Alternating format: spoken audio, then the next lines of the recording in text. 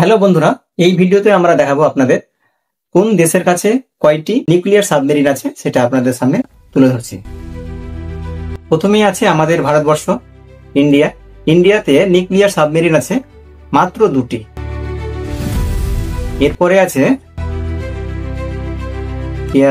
United kingdom, 10টি nuclear submarine আছে।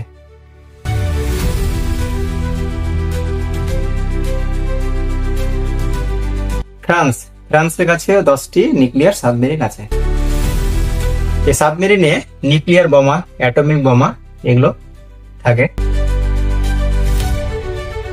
এরপরে চায়নার কাছে 11টা নিউক্লিয়ার সাবমেরিন আছে। এরপর কে রে ভাই, এরপরে হবে দেখে নিচ্ছি কে আছে, রাশিয়া 43। রাশিয়ার কাছে প্রচুর।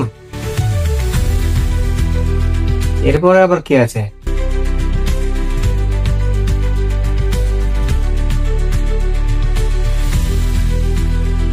বাপরে এতগুলো সাবমেরিন। ইউনাইটেড স্টেটস আমেরিকা 68টি নিউক্লিয়ার সাবমেরিন। অস্ট্রেলিয়া কটা হবে, একটা করে। ইরান একটা, পাকিস্তান একটা, ব্রাজিল একটা। আমাদের পড়োশি দেশ বাংলাদেশ খুঁজে পাচ্ছি না কেন? বাংলাদেশ তো সমুদ্রের ধারে অবস্থান করছে,